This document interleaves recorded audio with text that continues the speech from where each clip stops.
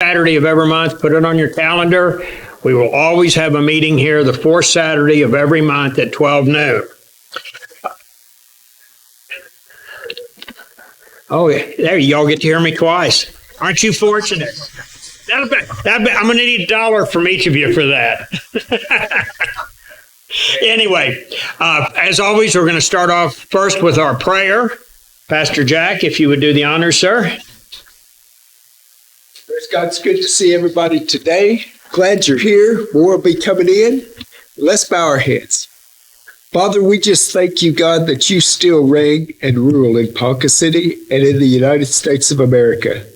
And Father, today, God, we gather together and we invite your presence into this place. We ask, God, that you would give our speaker great words to speak to us. Lord, you'd give us direction and guidance. Be with us, God, and just have your way, we pray. Amen. Amen. Bill, would you lead us in the pledge? Allegiance to the flag of the United States of America and to the republic for which it stands, one nation, indivisible, with liberty and justice for all. Amen. Couple of real quick introductions. Stephen Phipps, as always, the guy who makes everything work here. Pastor Jack, who is our host and has been absolutely an outstanding host. Now it's coming up on 2 years. He's given us the church every fourth Saturday for our meetings. And Casey, step forward for a minute. Everybody, this is our parking lot security, Casey Fry. He's in and out of the parking lot, just keeping an eye on our cars, make sure we don't have any of our liberal friends out there with ice picks. All right.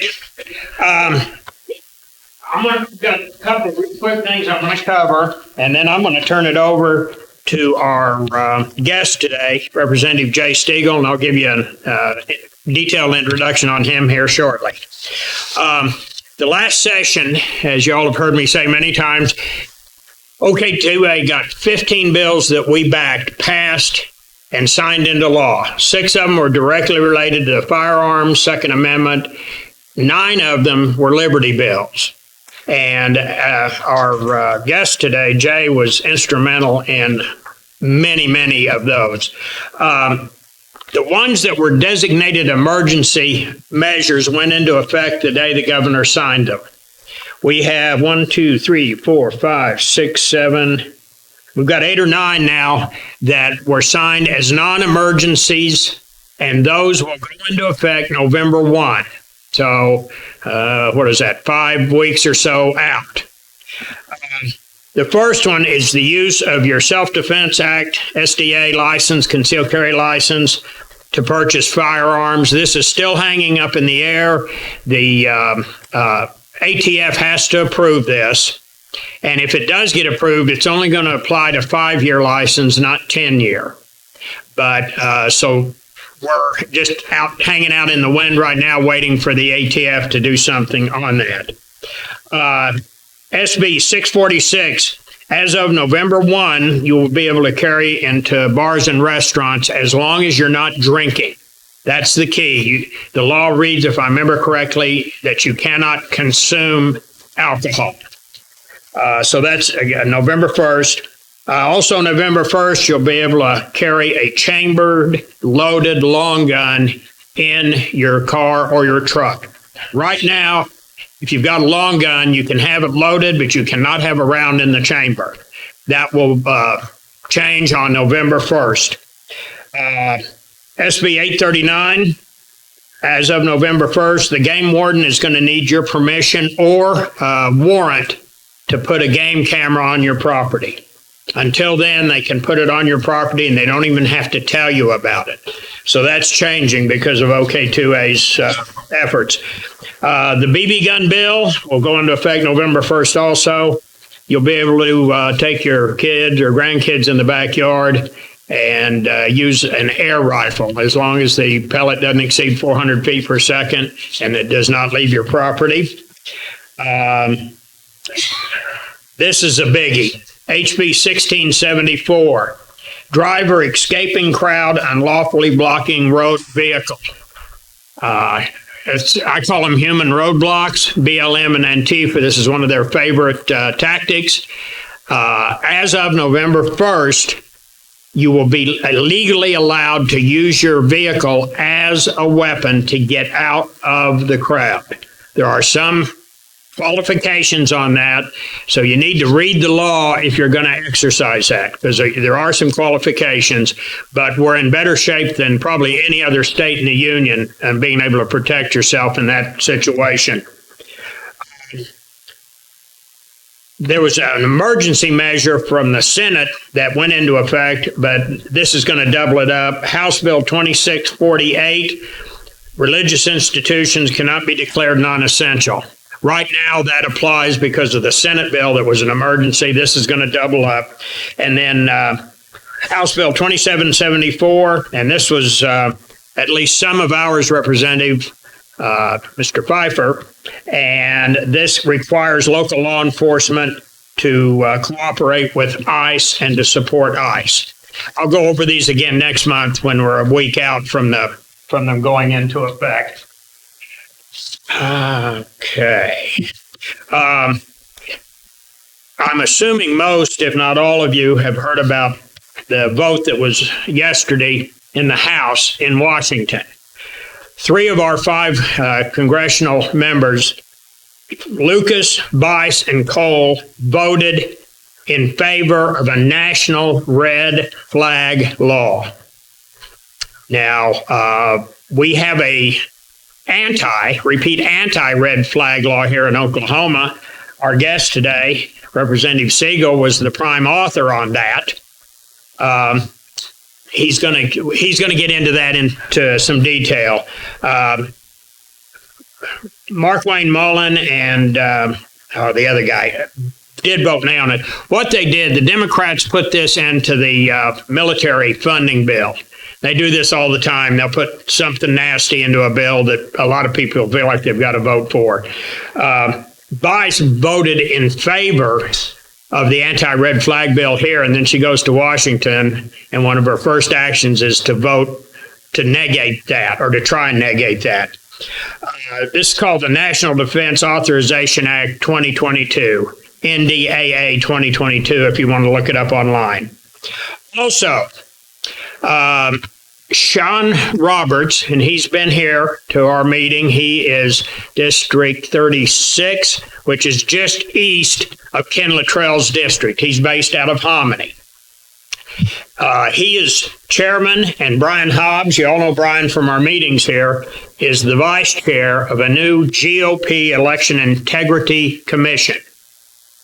This is not a state. This is the state GOP. This is one of the many changes and improvements our new chairman, John Bennett, is making. I actually was on a conference call with Sean and Brian Yesty, and I bugged the devil out of them. I want to be on the commission. So I'll keep everybody updated on what's going on with that.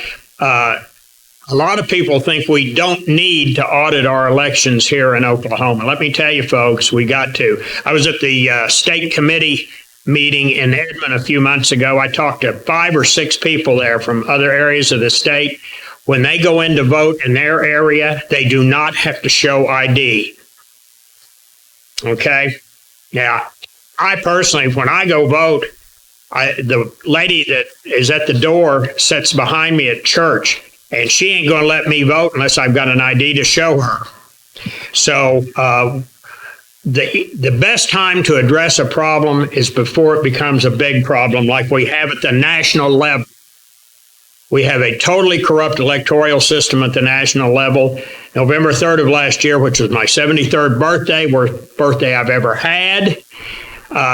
From that point forward, we are no longer living in a free constitutional republic unless we get this system cleaned up. With that, Jay, come on up. Jay Steagull he's one of only 4 A++ graded representatives at our house at the state capitol. OK2A grades everybody from grade F to A++. It doesn't get any higher than that. This guy is the man. As I mentioned, he was prime author on the anti-red flag bill. He is chairman of the States' Rights Committee at the House. And this, I think we'll get some detailed information. I have a feeling this is going to be our best hope for insulation against these unconstitutional acts, laws, and EOs coming out of Washington. Everybody give Jay a big hand.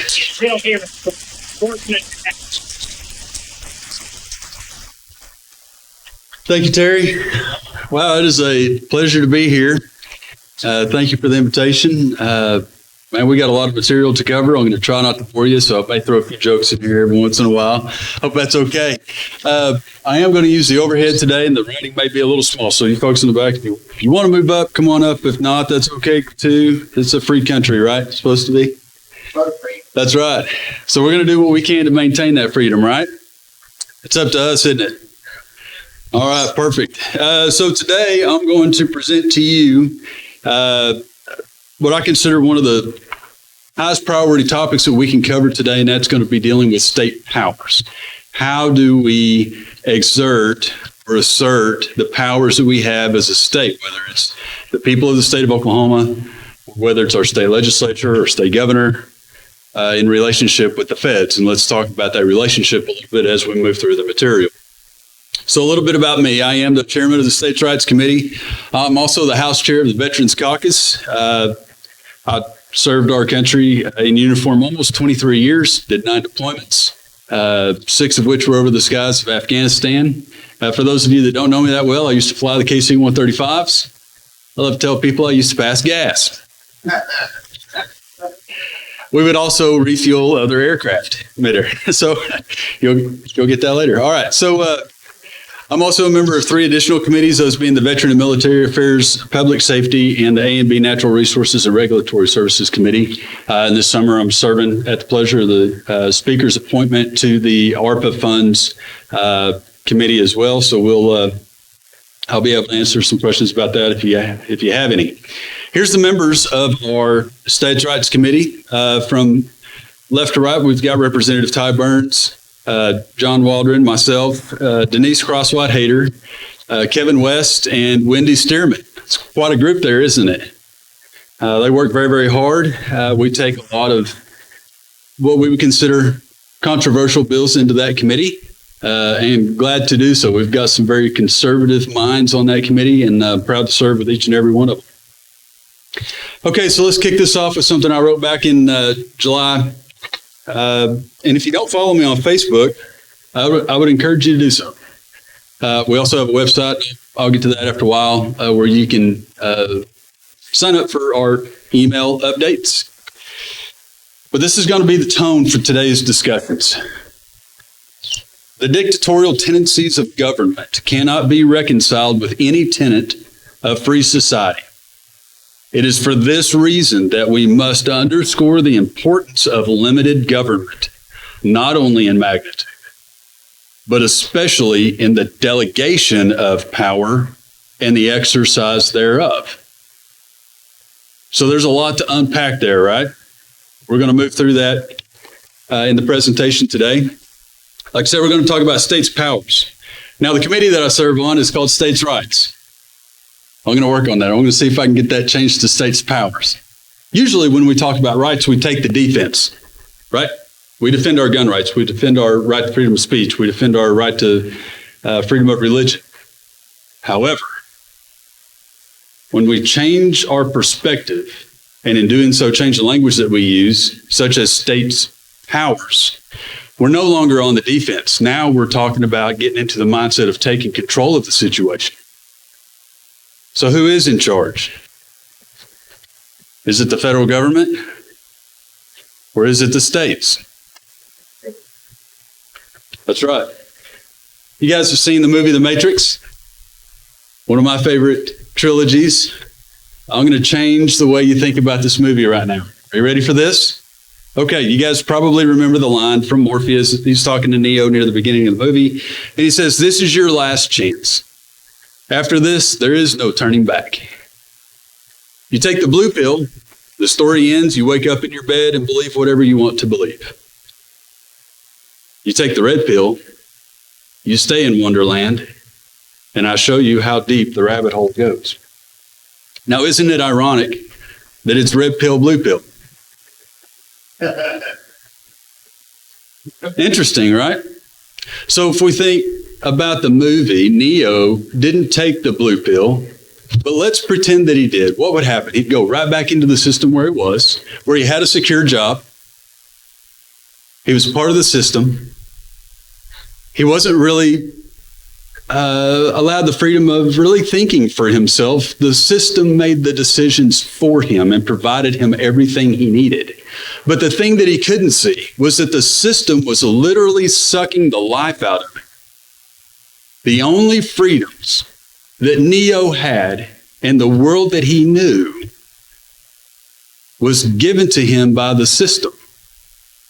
And the extent at which he could exercise those freedoms was also limited by the system itself. But what did Neo do? Neo took the red pill. Neo said, "I think I'm going to be a free thinker here. I'm going to make my own decisions, determine my own destiny, and buck the system." He took the we the people approach. Interesting, huh? So now when you think back on the trilogy, does this kind of change your perspective on the movie a little bit, maybe? Kind of makes me want to go watch it again, right? Okay, so let's talk about state powers. First, some fundamentals. We're going to talk about a couple of things here. Where do we find the origination of state powers? And what is the purpose of the Constitution? Here again, we're using the word powers. States themselves are government entities that really don't have rights. People do. Interesting, huh? So really, the first time that the U.S. declared its independence was not on July 4th through the Declaration of Independence. It was through the Lee Resolution on July 2nd. Raise your hand if you knew that. Yes! So we're learning something today, right? Okay, so we find some very similar language here.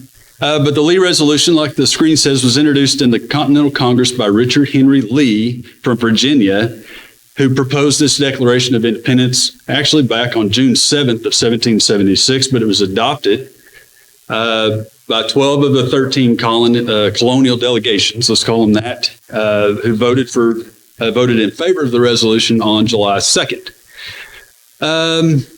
It's very, very similar to the language that Thomas Jefferson gave us in the Declaration of Independence, which is what we're going to spend most of our time talking about as we break down these fundamentals.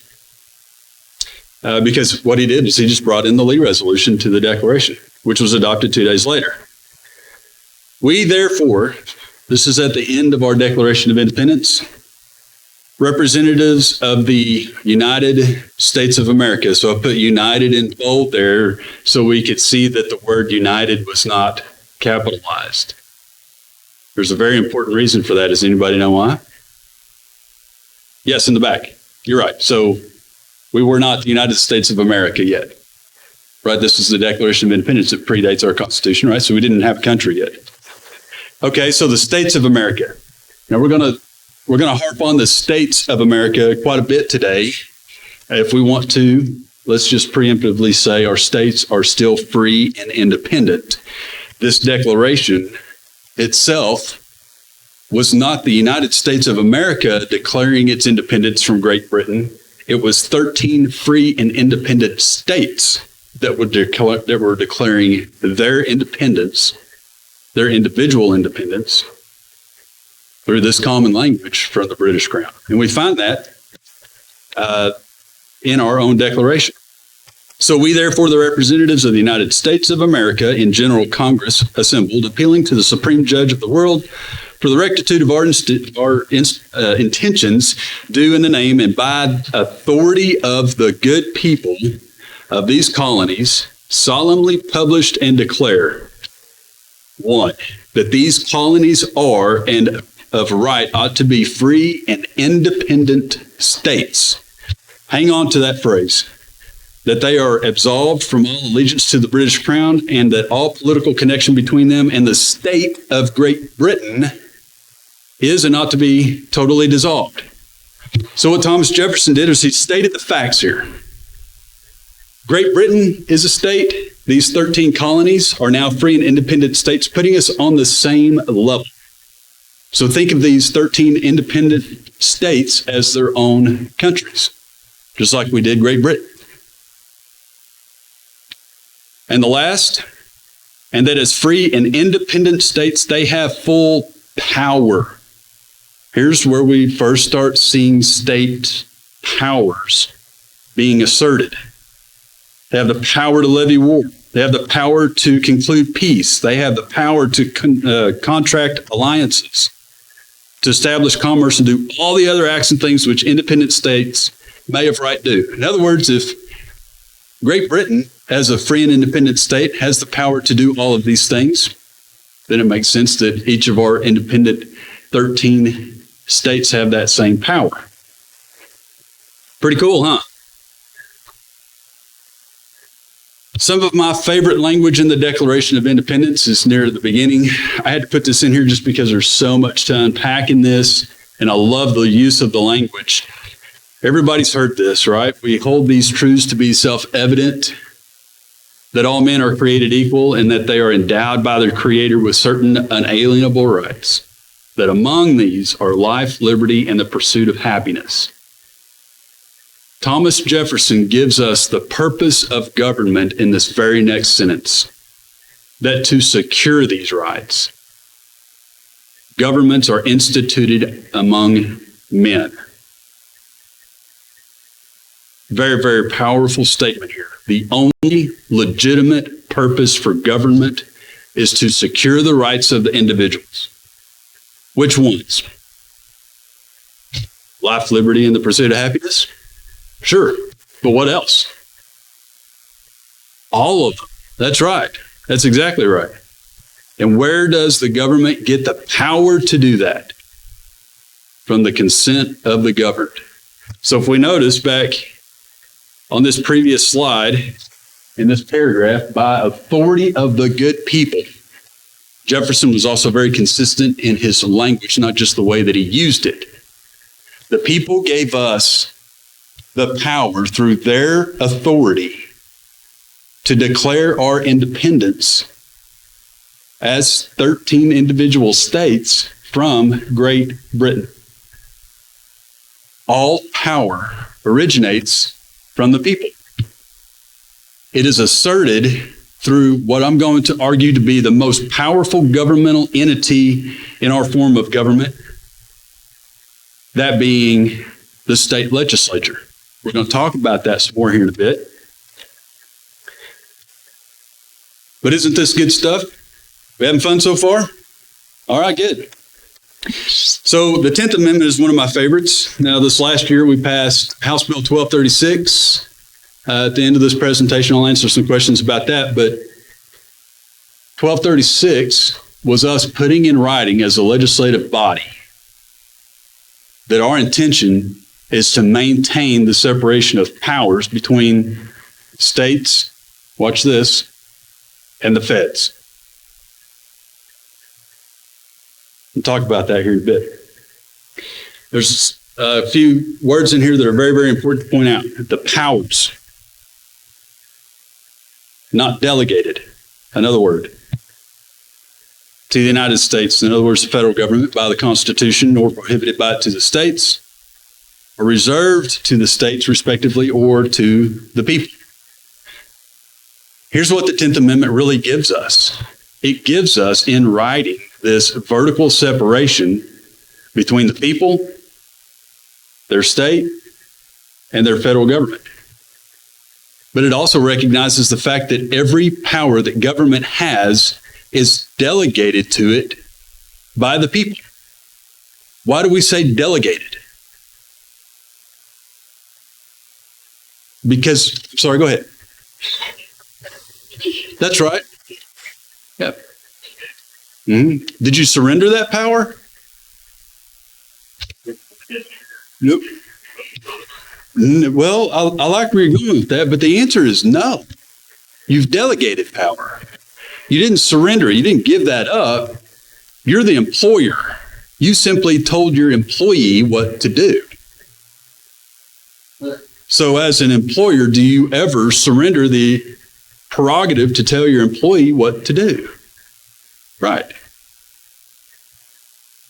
Delegated. In other words, I can recall that power. If the guy I hired makes French fries, doesn't make French fries, decides to do something else, then I'm going to recall that power, assign it to somebody else, and maybe even let this employee go. Right? They have a problem following direction, which is a totally another issue in and of itself. All right, so what is the purpose of the Constitution? The Constitution itself serves three primary purposes that I want to talk about today. One, it serves as a compact between the states. It also serves as the supreme law of the land. I'm sure everybody's heard of the Supremacy Clause. We're going to discuss that briefly today because it always comes up in the state's powers issues. And it also serves as a mechanism to restrict the actions of government, right? Our Bill of Rights is really nothing but a restriction on our government. Okay, so let's talk about the Compact right quick. We're going to talk about how to make it work too. All right, so what is the Compact? Like I said, it's the agreement between the states, and we find the first mention of this in our preamble. The preamble, as I'm sure you're all familiar with, can be broken down and to give us the who, what, why, and how. Who? We the people of the United States. We're united, but the Constitution has not been ratified yet at the time that the preamble was written. We're going to talk about when we actually became the United States of America. The preamble alludes to the Constitution being written for the United States of America. In other words, when we get done with this, we will have this other product on the other side. We're going to get together, have a meeting of the minds, come to some sort of agreement, and on the other side, we're going to have this compact with each other, this product. So the who, we the people. The what, here's what we're going to do. We're going to establish justice, ensure domestic tranquility, provide for the common defense, promote the general welfare, and secure the blessings of liberty to ourselves and our posterity. Who knows what posterity means? Yeah, our future generations. That's right. That's right. I always bring that up because for the longest time, I didn't know what that meant. I had to go look it up. Why? Why are we doing this? Why are we entering into this agreement with each other? There has to be a purpose for this. Why do we want to do that? Well, they stated in the preamble, the reason we're doing this is because we want to form a more perfect union.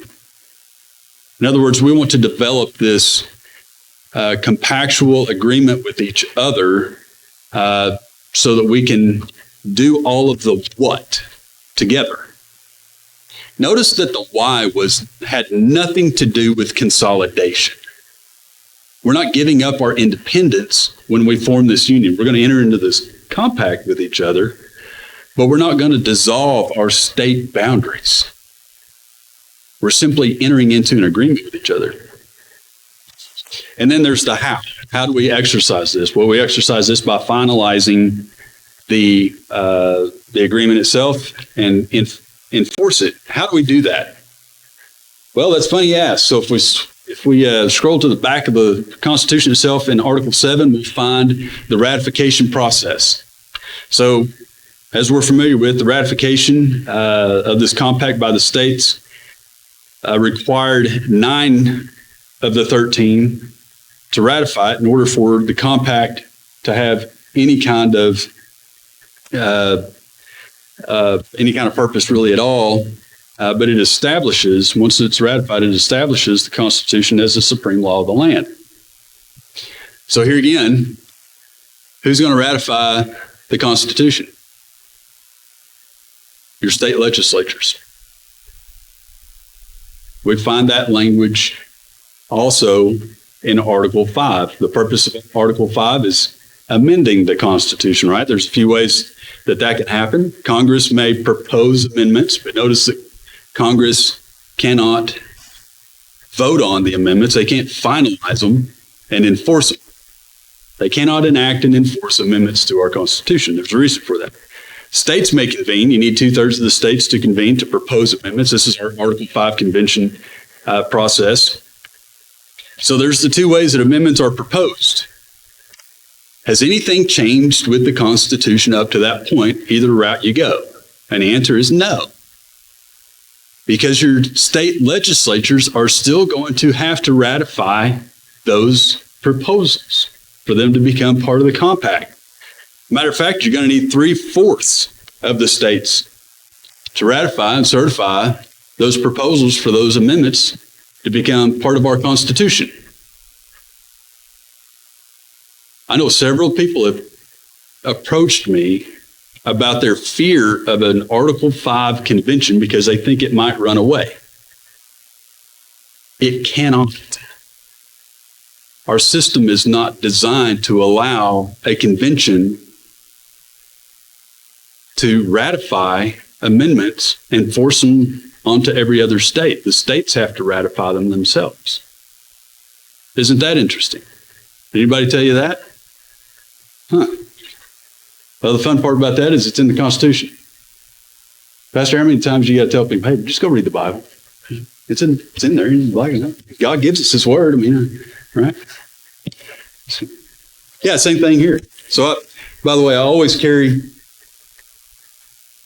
a copy of the Constitution, a copy of the Declaration of Independence with me everywhere I go. I've got some other reading material I'll introduce to you later. These go with me everywhere. So if someone says, that's not what the Constitution says, or this is what the Constitution says, and I know they may be off track, I'll say, I'm more of a visual learner. Would you mind showing me where it says that in here? Right? An old Air Force trick, right? So anyway, Article 7, Article 5. Let's move on to the Supremacy Clause. So we know that the preamble prescribes to us the who, what, why, and how.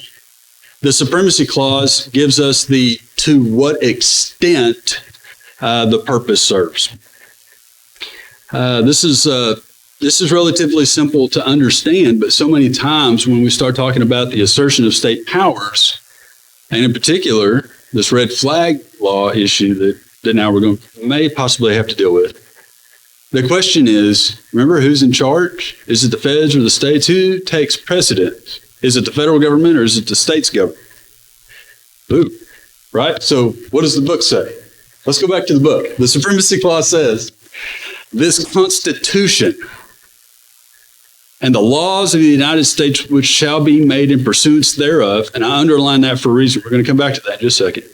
And all treaties made or which shall be made under the authority of the United States shall be the supreme law of the land. this Constitution, the compact itself, is the supreme law of the land. Is there any language in there that says the federal government is supreme to the states? Wouldn't make sense that the agent would be greater than the principal, would it? Who created who? The Constitution is the supreme law of the land because the states said it is, not because the feds said it is. The states did. The Supremacy Clause puts the entire ball in the court of the states. The feds have no say. None. They can't change the compact because they're not a party to it. The states are. They told us that in the preamble to the Constitution. Our purpose here is to form a more perfect union. We're the ones entering an agreement. Right? So, which laws of the United States, which shall be made in pursuance thereof, is the Supremacy Clause talking about? Let's briefly go over that. We find this in the Necessary and Proper Clause in Article 1, Section 8. Clause 18 is where we find this particular language. It says to make all laws. Congress, by the way, is who this is talking about. This is in Article 1. Article 1 has everything to do with Congress, right? Congress shall have the power to make laws which shall be necessary and proper for carrying into execution the foregoing powers. There's 17 other enumerated powers listed in Article 1, Section 8, and I didn't list them all out because everybody's got a copy of the Constitution, right? I think. Yeah. Okay, so you can go read those specific 17 powers that have been delegated to the federal government in the in the legislative branch, okay?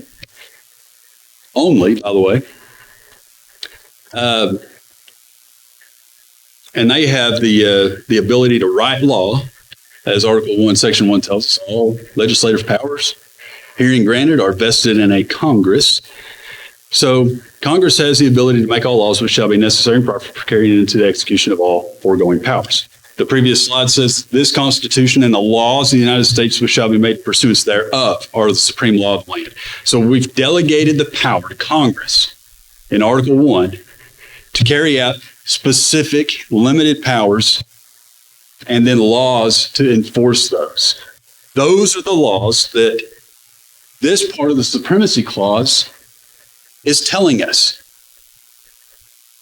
Not every law is the supreme law of the land.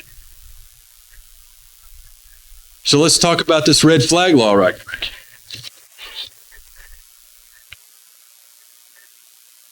Would you consider a red flag law to be in violation of a person's First Amendment rights, freedom of speech? Second Amendment rights, Fourth Amendment, Fifth Amendment, Sixth Amendment, Eighth Amendment, 10th Amendment for the states, as well as an individual's Ninth Amendment rights. Is it going to pass the constitutional litmus test? No, it won't. So any federal law that is repugnant to the Constitution shall have no force and is void, right?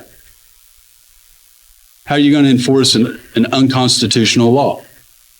Terry, how many sheriffs do we have that have declared their counties to be 2A sanctuary counties? Make it 12, 13, Yeah, we might want to circulate that effort again now that we've got this red flag law that we're staring down the barrel of, right? So let's make some movement on that. I invite these other sheriffs to be part of this. We know we've got a lot of good sheriffs across the state. So let's encourage them to join forces with us and ask them just to hold the line. Hey, we're not going to let these federal agents come in here no matter what happens with the feds. That's an unconstitutional edict coming from Congress, and it has no use here. We're not going to enforce it. Matter of fact, our Senate Bill 1081 that Terry alluded to earlier, that Nathan, Dom, and I carried, it was Nathan's bill over in the Senate. He asked me to carry it over in the House. I was glad to do so. We got that through. It is signed into law. So that prevents our state or any of our other governmental subdivisions in the state from carrying into force any red flag laws. It was the nation's very first anti-red flag law, so we're leading the charge on this. But we did this through the use of state preemption. We've done that with other measures that OK2A has brought to us in the legislature as well. Very, very important for us to use preemption. I would say that our First Amendment rights, or our First Amendment itself, our Second Amendment itself, also use preemption. So if your legislator ever tells you, we don't need that law because we don't have that problem here, remind them at the time that the Second Amendment was adopted into our Constitution, our own government at the time was also not trying to take our firearms. But we wanted that enumerated in our Constitution for the use of preemption. It is perfectly acceptable for your state legislature to secure your rights before we have a problem. Where do we find that? Remember? That to secure these rights, this is the only legitimate purpose of government. Governments are instituted among men for the purpose of securing your rights. Securing is not the same as protecting. Protecting is a defensive posture. Securing is an offensive posture. Your government should be taking the offense here and securing your rights. Hey, we see a problem coming down the line here. We don't have it yet. But it's important for us to get out ahead on this to secure the rights of the individual. I don't want to defend this in court. Why do I care what the court says when it comes to my individual rights? I don't. And here's why. Don't get me wrong, there's a way to fight this. Whoops. But back in the supremacy clause, the end of it is the part that most people leave out. And the judges in every state shall be bound thereby, anything in the Constitution or laws of any state to the contrary notwithstanding. In other words, every judge in this country is bound to the provisions of the Constitution of the United States. Why? Because it's the supreme law of the land. Because the state said it so. Pretty interesting perspective, huh? Okay, so let's talk briefly about the different types of power the government does have, since we're talking about state powers. Remember, we started this off by saying powers are delegated. We find that in the 10th Amendment, power's not delegated. We also talked about the source of that power. The power under the Constitution, as George Washington said, will always be in the people. I want to throw another comparison out there for you. Let's stop using the word authority when we reference government. Authority implies that someone has the ability to rule over you. You've delegated power to your government. You did not give them authority. You are still the employer. So let's change our terminology, the way we use those terms. Does that make sense? Yeah, Jay, that makes a lot of sense. Cool. Powers are also limited. We talked about the 18 enumerated limited powers that are delegated to Congress in Article 1, Section 8. James Madison, the father of our Constitution, would say it like this: it will not be denied that power is of an encroaching nature and that it ought to be effectually restrained from passing the limits assigned to it. Now, James Madison was a Federalist. Thomas Jefferson was an anti-Federalist. Two of my favorite guys. Saw the world through a very similar lens, but wanted to get there through different means. Thomas Jefferson argued for putting our Second Amendment in writing. James Madison said, listen, Tommy, they were on a first name basis. That's a great idea, but we really don't need it. We have restricted the powers of our federal government to these 18 powers. That's it. That's all they have. If they don't have it, they don't have it. If we didn't give it to them through the compact, they don't have that power. Boy, how that's been perverted over the years, right? The Anti-Federalists argued that we needed every right imaginable written down. The Federalists said, man, that'd be a lovely thing to do, but it would take volumes and volumes and volumes of books to do so. You have the right to wear a hat. You have the right to not wear a hat. You have the right to sleep on the right side of your body. You have the right to sleep on the left side of your body. You have the right to sleep on your back. You have the right not to sleep at all. Just how many rights can an individual have? They're innumerable, right? It'd be hard to write all that down.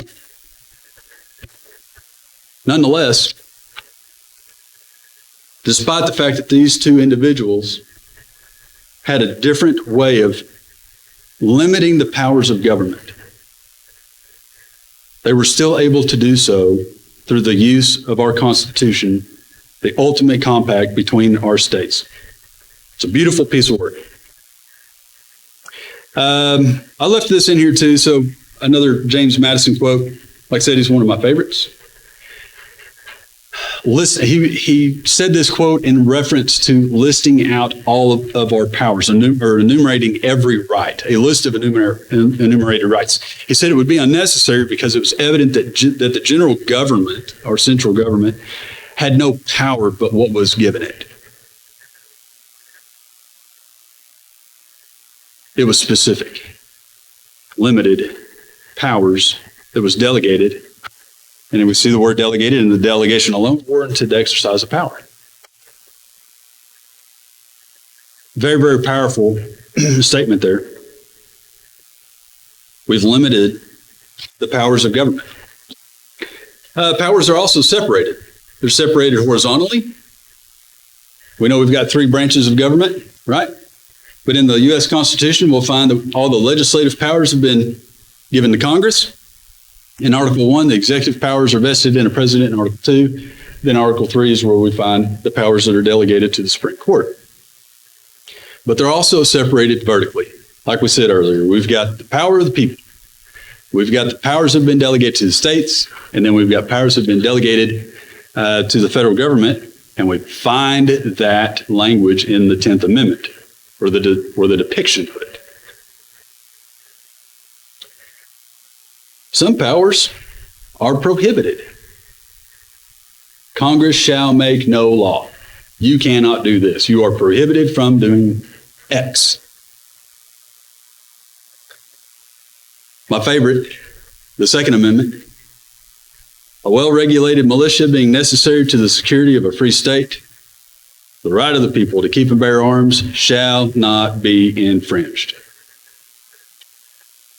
Friends, that is a prohibited power against our federal government.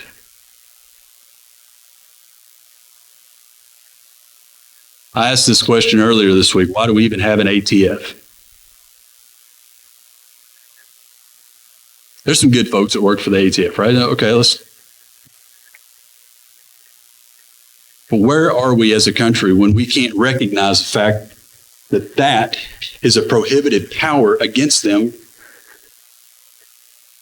written in our Constitution? How do we reconcile that? Shall not be infringed. So what is Oklahoma doing? Like I said earlier this spring, we passed House Bill 1236. This asserts the states are Oklahoma state powers and push them back against the feds. I'm going to tell you, because it's been said so many times, the state legislature did not give itself any power that it already didn't have. Your government cannot give itself power. It's illegal, right? They, what do we call that? Usurp power that was not delegated to them.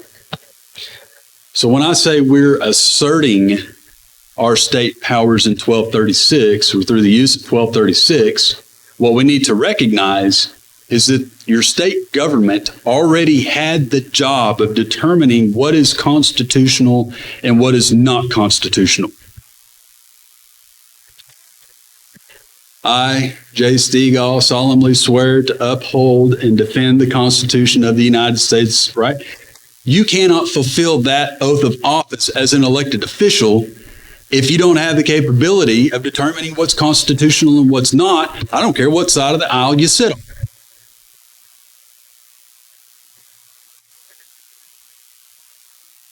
Your state legislature has the duty of determining what's constitutional and what's not.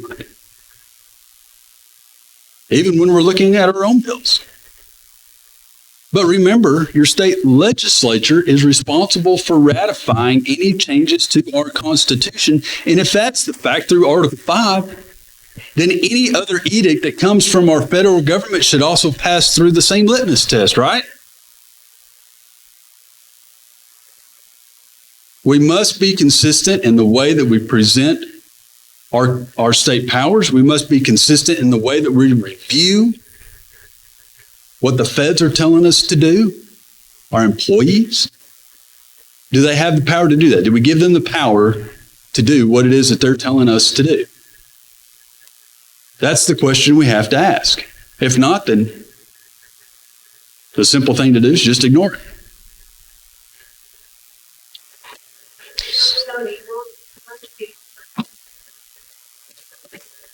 We should ignore it. We should ignore unconstitutional edicts, right?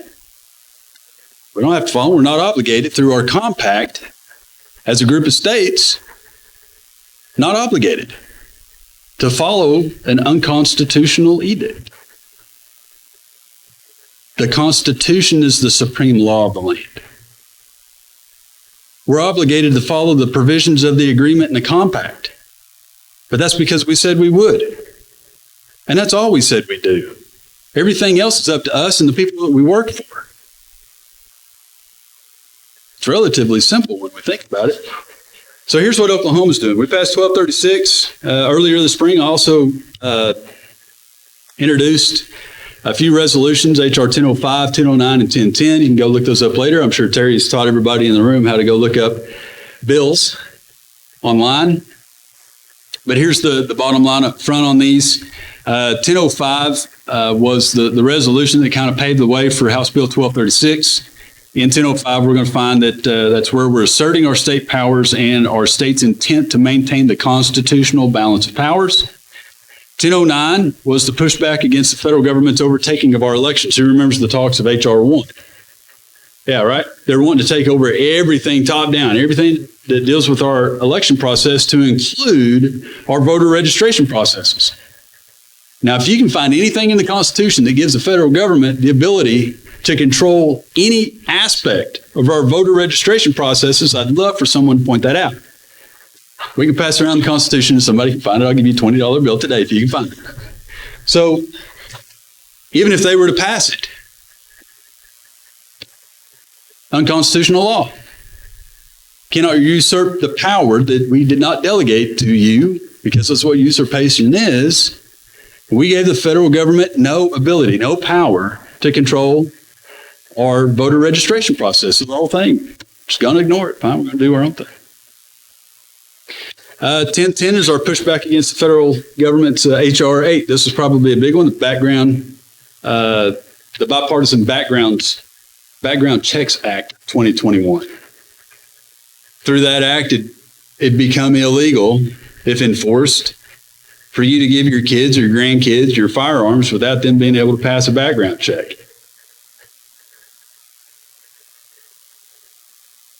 Why is it the federal government's business to know if I've got guns to begin with?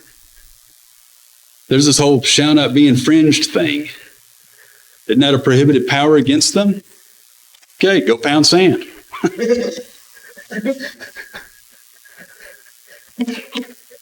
Pretty simple deal.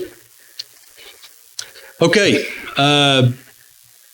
so now's the question that should provide some reflection in the group. And I want you to think about this going forward. What can you do? Terry and the other folks that are helping keep everybody informed from the OK2A perspective and watching our gun legislation, watching our liberty bills, things of that sort, are really good at helping everybody stay informed on those topics. But Terry will tell you too. You've got to get involved. So the question is, what can you do? There's several things that you can do. Go down to the Capitol. Visit with your legislators, especially while we're in session. While we're out, it's hard to catch anybody in the building. Everybody's got jobs. They're farmers, ranchers. They've got private sector jobs of some other sort. We'll have interim studies going on from time to time or other meetings, but typically that's all your legislators are in the building for. It's very limited time while we're out of session. But I encourage you to go, even if we're out of session, go find out where your legislator's office is. That way, when things get busy and you need to get there quickly, you can find them. You know where they're at. Go meet their legislative assistant. On the Senate side, go meet their executive assistant. Go make friends with those people. When you call those offices, those are the people you're going to talk to first. Go learn who those people are. They're your friend. They're there to help, and they're a resource to you. Hey, I need you to get something to Representative or Senator so-and-so. Okay, what is it? Here it is. Blah, blah, blah. Okay. Those people are literally there to help you. Make friends out of it. That's something you can do. When you talk to your legislators, get to know who they are. Develop a relationship with them. You don't have to put them on your Christmas card list if you don't. But get to know them well enough that they know you. Okay? Be comfortable in talking with them. They put their pants on the same way you do. I'm assuming. I haven't seen anybody in the room actually put their pants on, but there's only, yeah, that's right. There's typically one way for us to put our pants on. We all do it the same way. So go meet those folks. Develop a relationship with them. If this is a person that you can support them. Jump out on their social media sites. Drop them a plug every once in a while. Hey, you guys are doing a great job. Thank you for voting yes on this. Thank you for voting yes on this. If they put out a post that you like, go share that post. Do what you can to support that individual. If this is somebody you can get behind. Write them a check. Especially over in the House. We run for election every 2 years. Go write that person a check, $5, $10, $20, $25, whatever it is. Whatever you feel like you're led to do, go support them financially. Now, if this is a person that you can't get behind, your first attempt should be to work with them. Find out what things you can work with them on until somebody else comes along that you would rather support. Don't let a relationship with your legislator die over one or two issues. They're people just like we are. Go develop that relationship with them. Help them pull things in the direction that you're going as long as you can. The other thing that you can do is come to these meetings. Bring a friend. Get them involved. Get involved in your state party, your county party. Help people get registered to vote. Meet with other like-minded people. Teach them the process. Learn how to follow a bill through the process. Those are things you can do. Be informed on the situation. Utilize all the resources that you have. If you have a copy of the Declaration of Independence, read it, reread it. If you've got questions about language in here, call me, email me, say, hey, I found this phrase. What is this referring to? Be glad to help. Same with the Constitution. Don't care what it is, you can reach out to me. I'll answer it the best way I can, help provide you some other resources, have some healthy discussions over the language of these two very important documents. And why am I harping on this? These are our talking points. This is how we get back to the constitutional standard in this country. and we have to do it one individual at a time. If you haven't read the Federalist Papers or the Anti-Federalist Papers, get you a copy of these things. If you need help going to sleep at night, read them.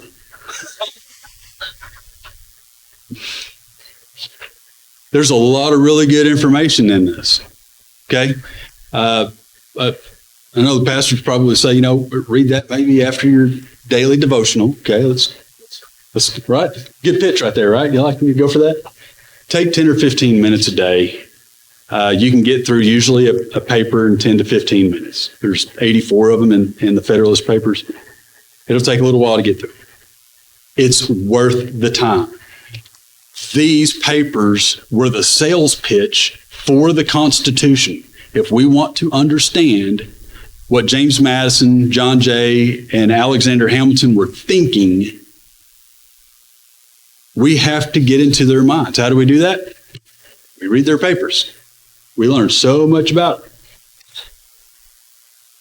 There's a couple other resources that I'll show you that are really good. Frederick Bastiat, The Law. What is the purpose of the law? Bastiat was a French economist, published this essay back in 1850, died shortly thereafter. Very, very consistent language in this essay, or between this essay and our founding documents. Pretty awesome deal. He saw the onset of socialism coming in his country of France, wrote that essay to warn everybody about it. Another resource for you. How many people have heard of Chris Ann Hall? Okay. So Chris Ann is an attorney. She's former assistant attorney general of the state of Florida, and is just an absolute rock star. I'm sorry?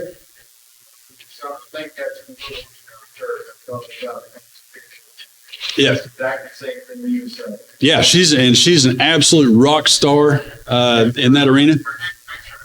Isn't she awesome? She's got this book. Yeah, there you go, Chris Ann Hall. So she's got this book out called Sovereign Duty. Excellent book. My only complaint with the book is that it's not pilot friendly. I needed pictures, small words, and big print. I'm just kidding. It's a great read. It was very, very difficult to put this down. And I always try to give her a plug on that book. She does an excellent job of breaking down the relationships between our state and our federal government. So I'm glad to be a study of that book. Terry, this is the most favorite slide of all. The question slide.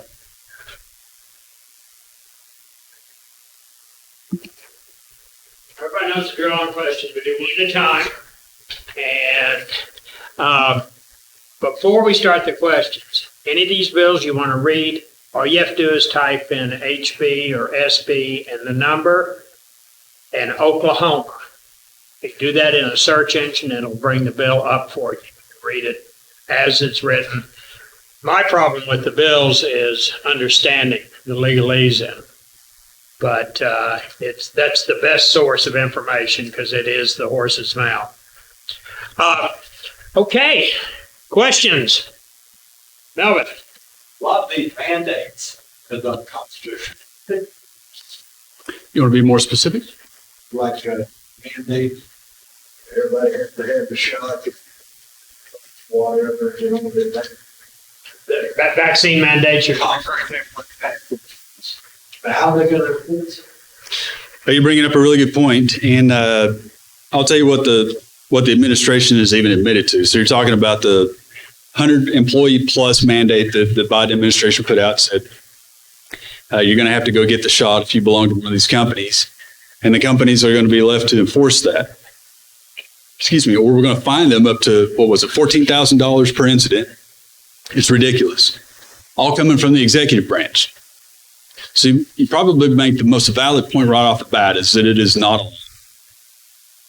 It's a rule being promulgated through the Labor Commission, which, by the way, is not tied to our own labor department here in the state. Those are not tied together at all. I just want to make sure that everybody understands that.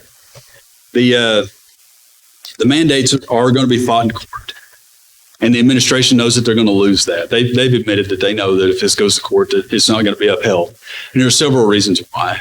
Most reasons have everything to do with constitutional provisions.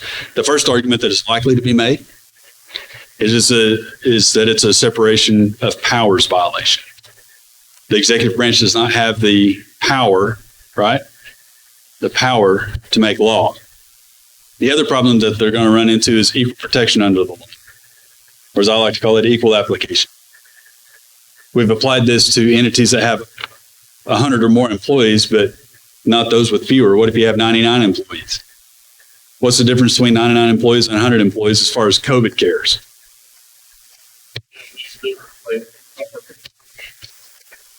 I don't agree. It's like we might get a road to figure out something. Sure. I mean, Yeah. But yeah, we've got thousands. That's like saying, okay, I work for Davey, but it's I'm just reverse them back to that, even though we've got that. Right. Right.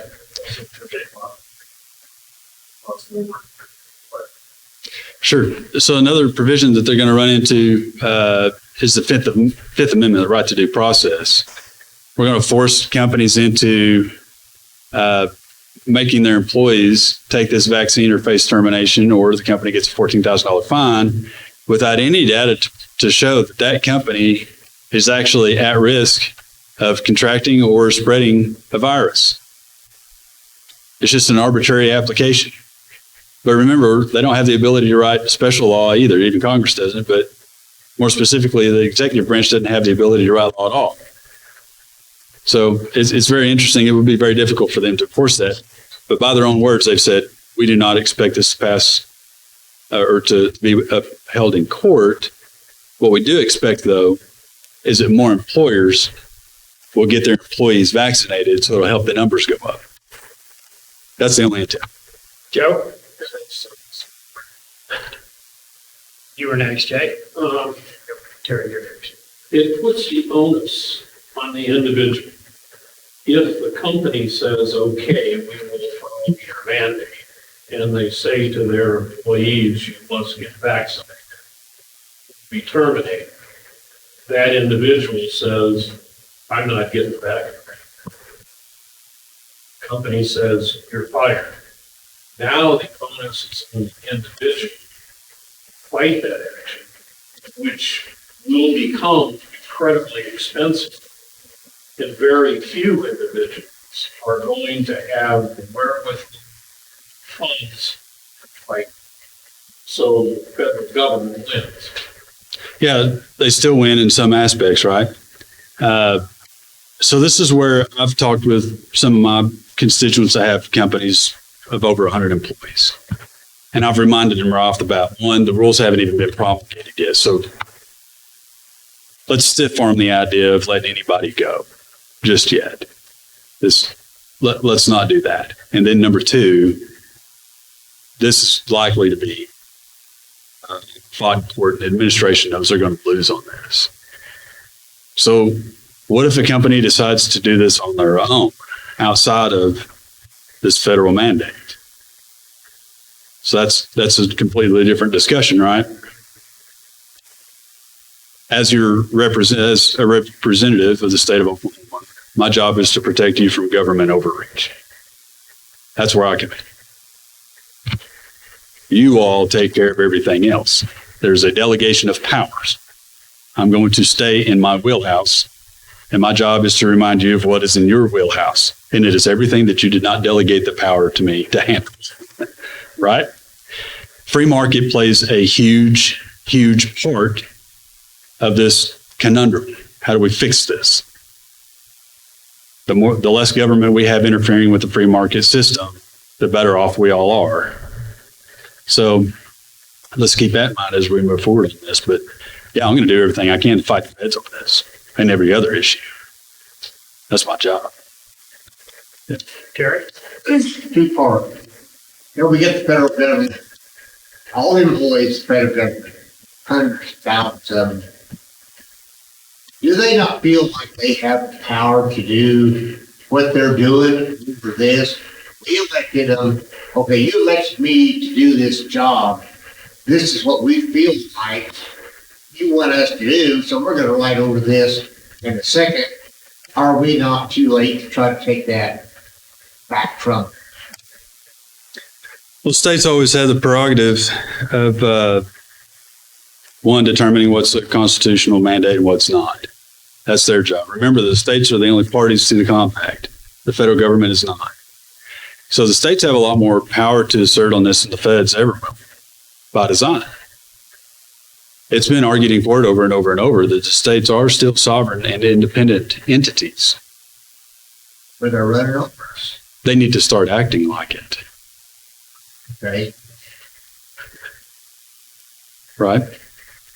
Even, I think it was Justice Kavanaugh that said that recently. States are independent. They just need to start acting like it. I'm sorry, it was Roberts that said that when the ACA became effective. Every state had the ability to tell the feds to pound sand when the ACA was enacted. They just chose not to. Something to think about. And Jay is one of them down there at state capitol, fighting tooth and nail over and over again to protect and recover. A double plus grade, we four in the House. He's one of the heroes down there, and we need more. It seems like the Constitution and the duty and the keep this country. If not for interpretation, it's plainly written. But yet, people argue with you that the Constitution doesn't keep fighting that, doesn't it? Mm-hmm. And what happened to the convention of the state conventions were it's written in some places too, was when the country started doing more, they can get together and have a convention of states and pull this country back. Now you're speaking my language. So, to the first point, you're right. Over the decades, we've allowed government entities, to include our court system, to interpret the Constitution.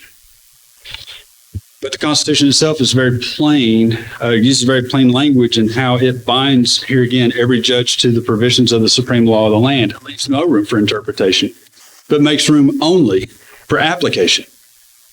Wouldn't it be awesome if we stopped interpreting what the Bible said and instead just applied those principles? The same is true for our Constitution. Our provisions are not to be interpreted, like you said. They're easy to understand. Now we just need to make sure that they're equally applied. As far as the states taking control of the situation and putting the train back on the track, here comes the state powers argument, right? So how do we do this? And I think you're hitting on something here that is ultimately going to be the end of every conversation about states' rights. And that's, how do we hold the federal government accountable? How do we put them in check? There's several ways for us to do that. The first of which is actually in the Second Amendment. And I'm going to talk to that first because this is an OK2A meeting. The Second Amendment is actually a check between the states and the federal government militarily. Anybody ever think about that? Huh? We all together collectively win.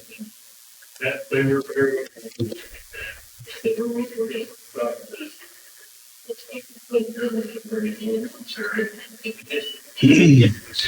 So,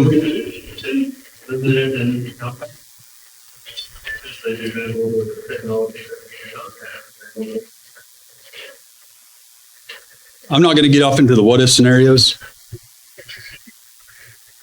because that's a rabbit trail that's going to be very, very difficult for us to come to any kind of agreement. You know, how's this going to get rolled out? But let's talk about what we actually have the power to do, because that is easy to understand. I would like to think that our military wouldn't turn on their own people, right? That's the hope. That's right. They're up to their oath too, so. They are under their oath. The other thing to think about here is, that's right, uphold the Constitution. Now, what is the Constitution? It is the supreme law of the land. Who owns that compact? The states.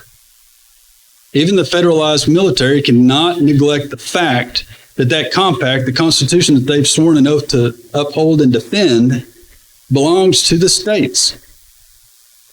It does not belong to the federal government. A well-regulated militia being necessary to the security of a free state. In other words, a well-trained, a well-equipped state militia being necessary to the security of the state of Oklahoma. Free state. That's right. A free and independent state. Place in the Constitution that says anything about it. Free state. That's right. Spot on, brother. Next question? What is it? Well, in Oklahoma, you don't.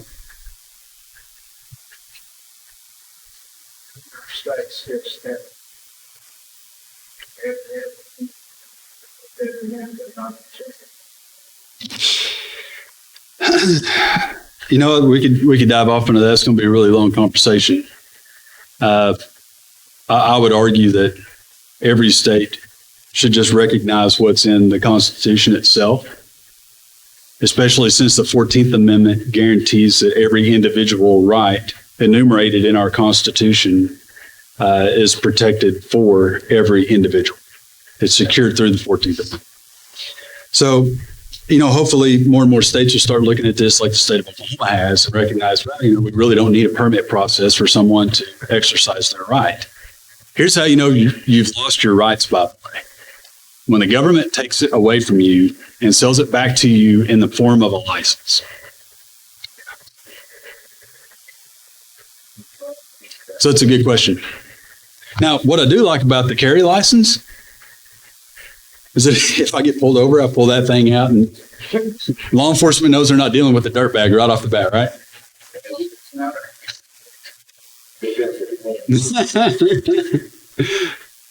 There's a way to fix that if you want to.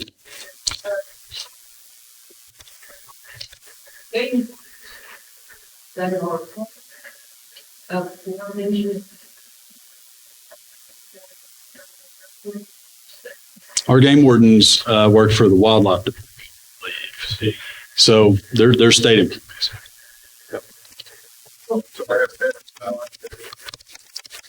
They have federal power. They have the power to execute federal law to the extent that the state of Oklahoma allows that to be exercised. But let's not forget that right. They can.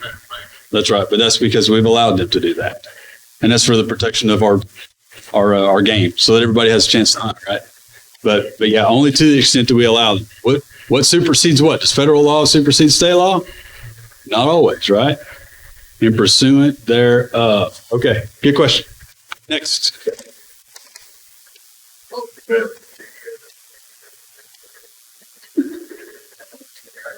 State militia. We have one. We have National Guards. Reserve. Well, reserve is that's a federal component of the active duty.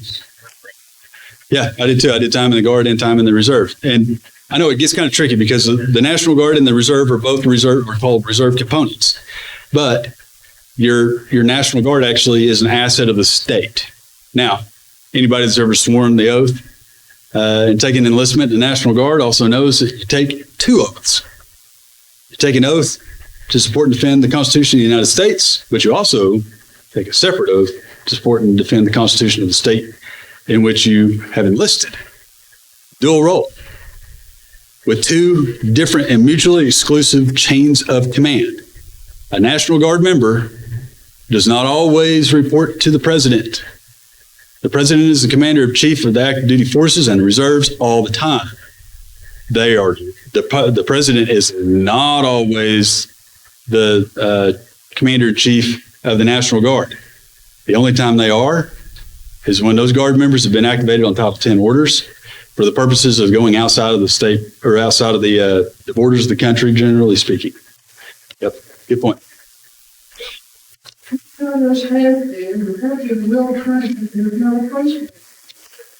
There's always a place for you. What are you talking about?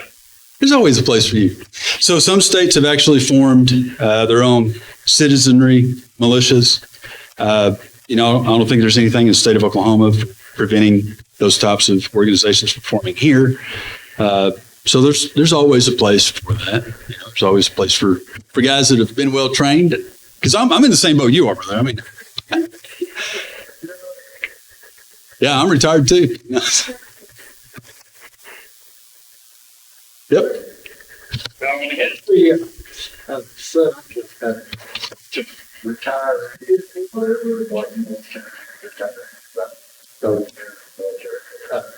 Form of militia.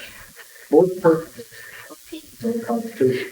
The better, yours guys, they'll come in and try to shut us down. Or they can't, look at our state as being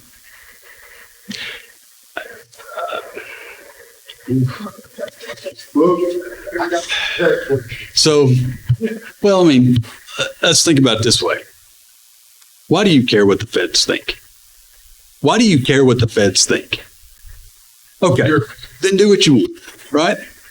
In that respect, do what you want. If the purpose of standing up that militia is to fight the feds, then why do you care what the feds think? Right? Who cares?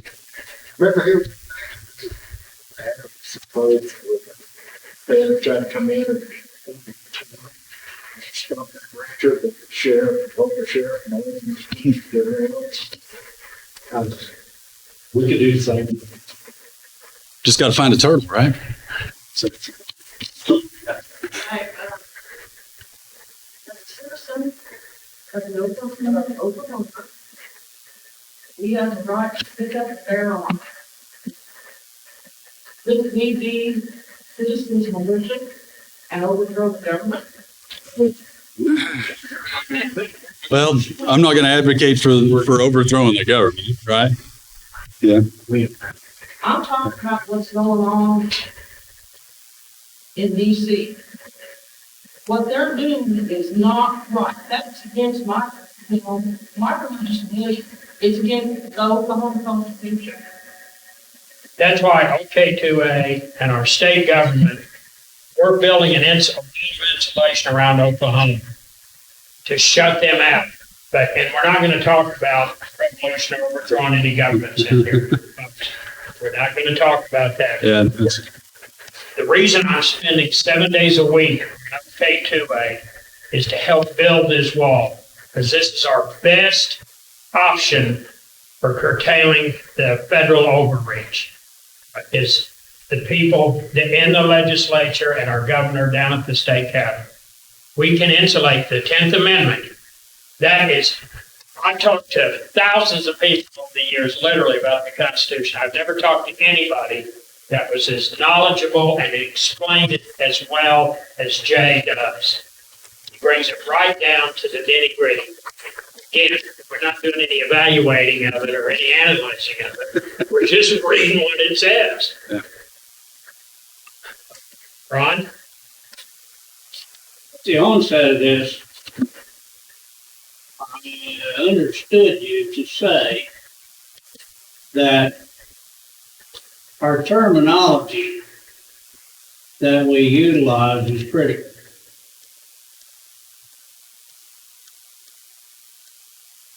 Consequently, as we read the Second Amendment,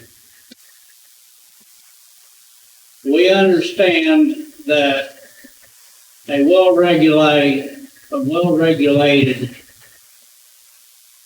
force is necessary for our security.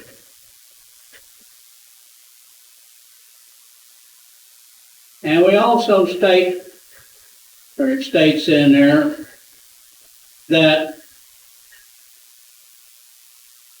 well, along with that precipice. That should be a defensible situation. Am I correct in that assumption? Along the same lines, it says that the folks that the right to keep and bear arms shall not be infringed. And here again, going back to our terminology, armaments being set up primarily as a defensive posture. If we turn around and utilize this in an offensive manner, do we not change this to weaponry? So if we were to take a look at the intent of the Second Amendment as it's written and the utilization of the militia in the way that the Second Amendment prescribes, it is purely a defensive mechanism from a military standpoint. So the taking of offense, that changing our posture to offense, is something that your legislative body can do. It's something that your state government can do. How do we take offense on the battlefield here as pertaining to legislation, as it either is asserted here in the state preemptively or in stiff arming unconstitutional edicts from the federal government? So the reason I'm stating let's let your governmental body do its job first is, one, you hired them to do that, and then two, what that does do is it allows us the opportunity to say, hey, look, we're going to talk about this first. We're going to be very firm and somewhat offensive with our language against these unconstitutional edicts, but we're going to do that as a state government first. If that doesn't work, I agree with that sentiment. My question is the terminology. Second Amendment in the U.S. Constitution deals strictly with arms, whereas the Second Amendment, as we understand it in the OK2A Constitution, virtually states that we have right to certain types of armaments or instruments, as the case may be. I think it spells out in that area of rifles, pistols, and shotguns for the defense, blah, blah, blah. And the last sentence says the legislature shall have the authority to regulate the carrying of weapons. Now, we can have Granny Smith apples and Jonathan apples, blah, blah, blah. But we can't carry oranges. well, you can. They're just not very productive during a defensive situation. But so the state and that language in the state constitution obviously is talking about the carrying of firearms. Now, what we have been able to do through a lot of the legislation that OK2A has introduced, we'll discuss that another time. If we're going to get into a long discussion about this, we'll take it offline. But that particular section deals with the carrying of firearms. Now, we're not going to mince words here and have a debate over what exact language is, but our U.S. Constitution does say keep and bear arms. That's anything that can be considered arms. How do I defend myself? If it's a tank, it's a tank. If it's a jet, it's a jet. Who cares? It doesn't really matter. But the particular section in our state constitution that you're talking about has everything to do with firearms, the carrying of firearms. I don't know if it's the same number, but it's been SJR 21, is that correct? To try and get a resolution out to the voters to bring the Oklahoma Constitution in line with the U.S. Constitution and the Second Amendment. I don't know if the number will change, but I know it's been at least 2 years I've been hearing about it. SJR, Senate Joint Resolution is what that stands for. That's right. 21. And there is a movement, and Don is on this every year trying to get this through. And if I understand correctly, the House and Senate would pass it. It would not go to the governor. It would go directly to a ballot. then the voters would be able to vote to bring our state constitution in line with the U.S. Constitution. Right now, folks, one legislature and one governor away from losing our Second Amendment rights because of that clause in the Second Amendment of the state constitution. Is that a correct assumption? You know, I'd like to say that we're probably pretty safe here in Oklahoma with over 80% of our elected officials in the legislature being Republicans, and we have a Republican governor. But the fight isn't over yet. I do agree that there is a lot of room and language in our state constitution as well as our state statutes in clarifying some of that language to make it more consistent with the U.S. Constitution. What we don't want to do is put ourselves in a situation where we're arguing to make our state law more consistent with federal law. I really don't care what federal law says. What I do care about is what the Constitution says, because that's the original book, right? So, yeah, no, good point. Joe, No, Joe. you want to weigh in? Okay, the guy behind you, too. In the hat. Okay, a question? There's a store down on Highland. They refer to it as Yellow Mark. It was recently broken into in a firearm charge. And I believe, I don't know if they caught them yet, but the people, they're on vet. A lot of people are on vet in the Oklahoma City area. But to me, I feel like a lot of the casinos, the casinos cause a lot of drama in the Oklahoma City area. I mean, what is going on in the Capitol? What are you guys doing about like the meth and the casino addictions and the tribes? They seem like they go unchecked, This is the first I've heard of it. I didn't know. I don't know what you're talking about, but thanks for bringing it up. I don't know how we would address that. Meth is already illegal. Yeah. So it sounds like a law enforcement issue, not a legislation issue. Yeah. Yeah. Okay.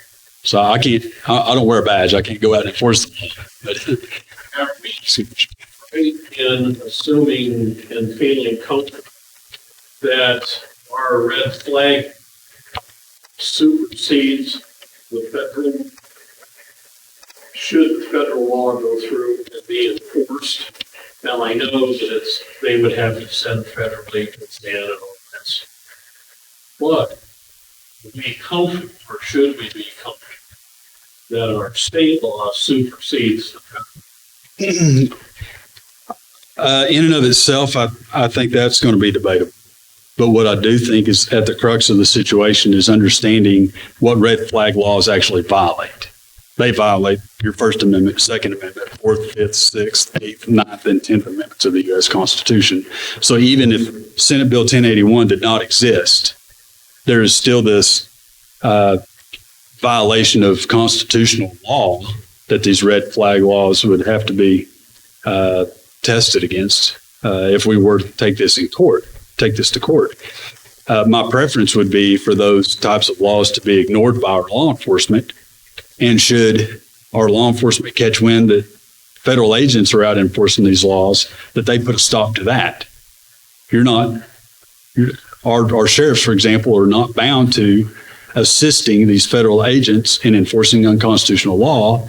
Matter of fact, there's even some suggestion that it is incumbent upon them to understand their job is to stop those types of actions from happening. So, a couple of sheriffs have said that they would arrest federal agents if they came into their counties to enforce. It's only been a couple. So the law that they just voted, you were saying earlier, Terry, reps voted for. The law is ridiculous because they can never enforce it.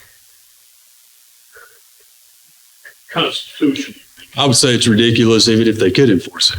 It's ridiculous either way, right? But we'll agree on that, right? Yeah. But the point you're making is ridiculous or not, can it be enforced here in Oklahoma?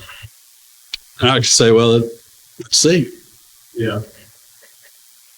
One more question before we go to Joe. Back here. Are you familiar with House Bill 1081? My desk mate carried that bill. I'll do my best. What kind of question do you have? Is there any way that they can change that where it'll cover to get rid of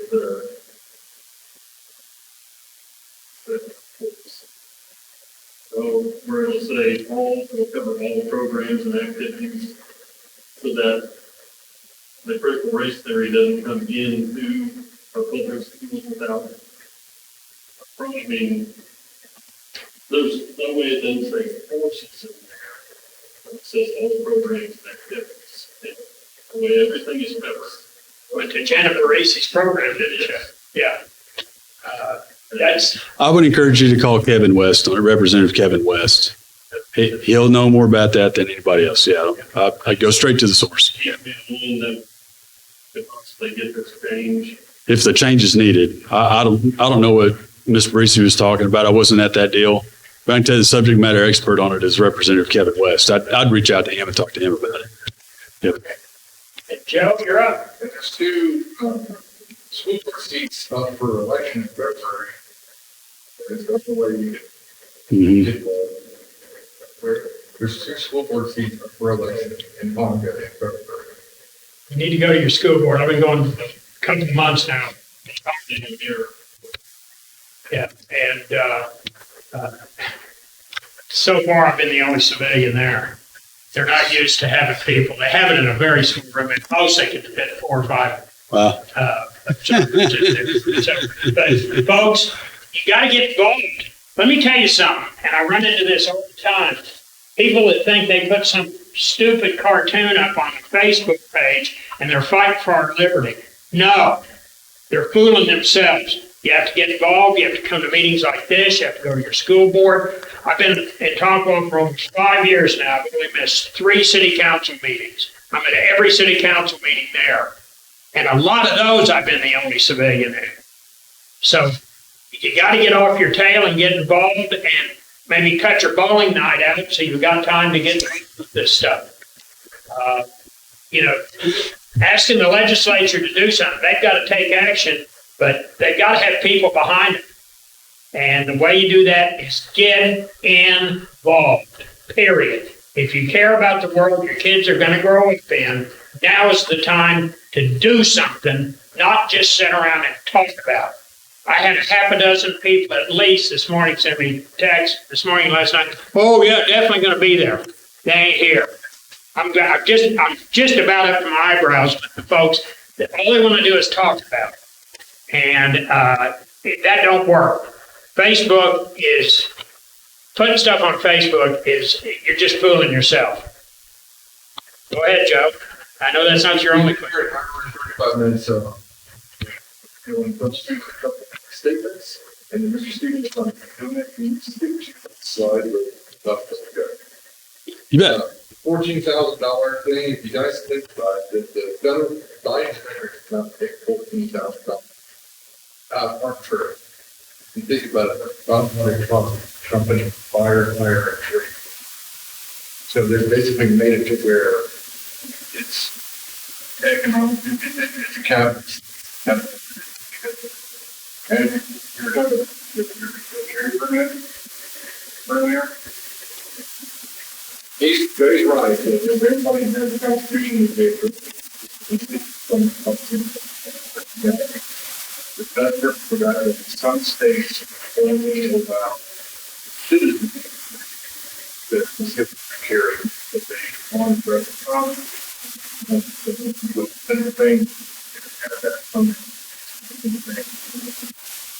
So, you talk about the judges and stuff like that, and it comes down to getting the judge to actually rule and the law is in the Constitution. So no matter what we do, we're still I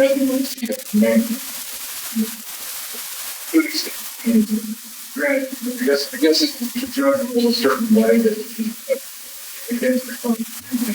That person that they pull against the identity prison and another something like this.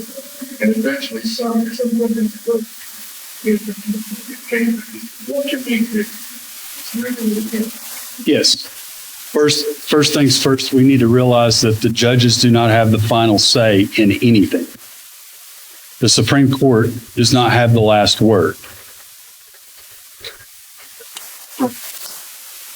No, I'm gonna ask you to go to So there, we have the supremacy clause, okay? Now, I know this is going to blow you guys away. Now, I'm going to email you a link to this letter. But in 1820, Thomas Jefferson wrote a letter of response to a gentleman by the name of William Charles Jarvis, who put out a letter to the effect of, debates ultimately end up in the hands of the Supreme Court, and they're going to make their final opinion, and this is the way it's going to be. And I'm being very crude with the language there because I don't have his letter in front of me. Jefferson took offense to it and wrote him back. And the letter that he said, in this letter, he says, you seem to consider the judges as the ultimate arbiters of all constitutional questions. A very dangerous doctrine indeed, and one which would place us under the despotism of an oligarchy. Our judges are as honest as other men, and not more so. They have with others the same passions for party, for power, and the privileges of their core. Their maxim is boni judicis, and some other Latin words that I probably are going to screw up saying, so I'm going to skip them. And their power, the more dangerous as they are in office for life and not responsible as the other functionaries are to the elective control. The Constitution has erected no such single tribunal, knowing that to whatever hands confided with the corruptions of time and party, its members would become despots. In other words, our Constitution is set up to be a checks and balance type system, not one where Congress or the executive kick things over to the Supreme Court to get their way and force down everybody else's throats. Take Roe v. Wade, for example. No matter where you fall on the abortion scale, I'm not going to ask, don't care.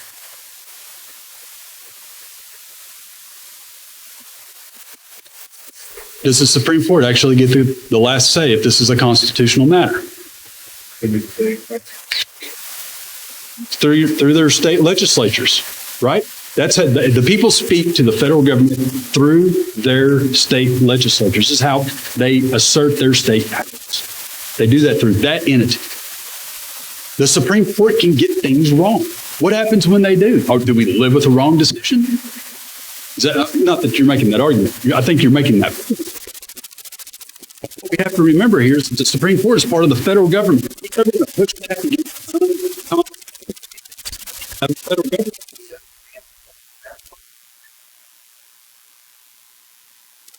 Makes sense?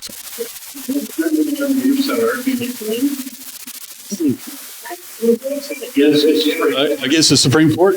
Who cares? States are in control, then do they really care? Should they really care if the Supreme Court disagrees with us? We created them. I don't mean not care at all. What I mean is, if the Supreme Court said, no, we have the final say, the states don't. What do the states do? Surrender? Right?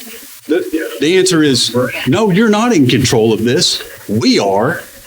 We're asserting our state powers over this situation. I don't care what your opinion is. Thank you for that. But if you're going to say, hey, Mr. Federal Agent of any of these branches, you work for me, then you cannot reconcile that with, will you please tell me what to do here? Can I ask you for permission to do something? That's where we somewhat get lost in the messaging between the states and the feds is we gave them a compact to operate off of that leaves the states in control of the situation with limited delegated list of powers that we've delegated to them to exercise on our behalf. The federal government is an agent for the states, not the other way around. We understand that though, right? The states, should they argue in the Supreme Court that their powers supersede that of the Supreme Court, then does it matter what the Supreme Court says, whether it's in favor or not? They work for us. They don't really get a say in the matter.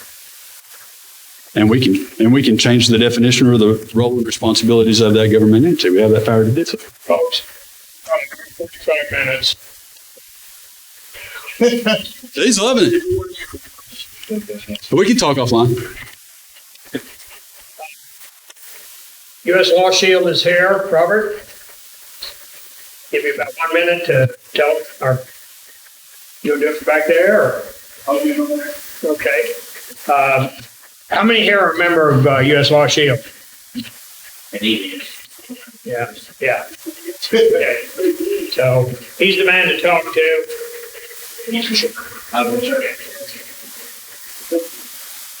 All right. How we doing today, folks? Well, my name is Robert. I'm a field rep for U.S. Law Shield. Don Spencer asked us to come to all the OK2A meetings because when it comes to who's going to protect you, that's you, right? You're the first and last decision as to whether or not you're protected, correct? Who all carries this week? Okay.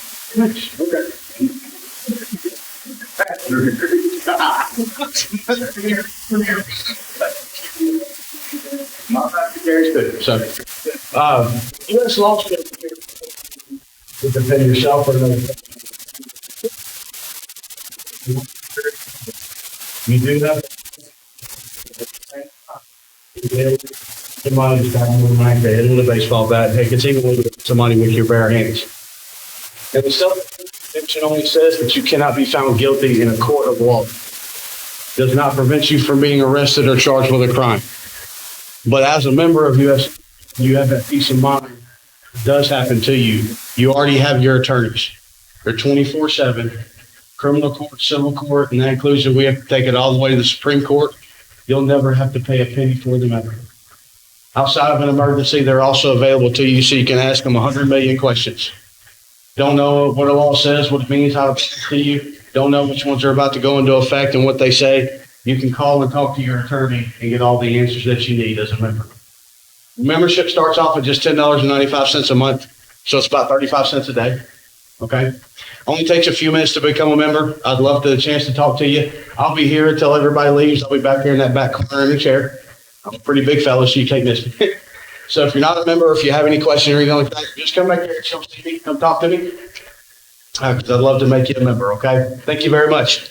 Been a member for almost 3 years now, and it's money well spent. Thank God I've never had to use it because I was in a self-defense situation, but I've had multiple calls and conversations with an attorney on the phone to get specific answers to specific questions. That alone puts me at about break even point on what I've paid in my dues over this time. So if you're not a member, it's worth talking to them, getting some detailed information. Folks, next month in this time slot, Sign in, please. yeah, sign in. I'm sorry. I got you. This is Dr. Glencoe back there. If you're interested in a membership in OK2A, Polk City Rifle Pistol Club, which is the best deal in the country for a shooting range, East Amanda City. Next month in this time slot, we are going to have Senator Nathan Dahm. I know you worked closely with him on many things. He was here last January with his then fiance, now his new bride, and his mother. Nathan got 2 standing O's and his mother got 1. And that is on.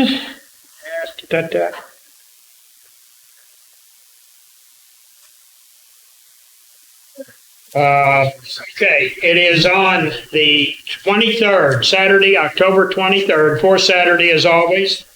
And mini meeting in Tonkawa at Mary's Grill at 6 p.m. Second Tuesday, and that is the 12th of October. And I've got our president, Don Spencer, the OK2A president, is going to be speaking at that meeting. So spread the word and come early and have some of Carol, who owns Mary's, wonderful food. Her chicken fried steak may be the best in the state. thank you all for coming. Spread the word. Bring a friend next month. If you don't have my card, there's cards back there. I'm open and available for calls 24/7. You'll never, ever disturb me or bother me calling me with something to do with our Constitution or OK2A. If I don't want to take a call, you'll go to voicemail if I'm asleep or whatever. But I'm literally 24/7. You told us, turn your phone as soon as you get home. I didn't. No. I said I turn my phone off when I want to, which is sleeping, eating, or a few other activities. But folks, this is my mission in my old age. So, yeah. Anybody wants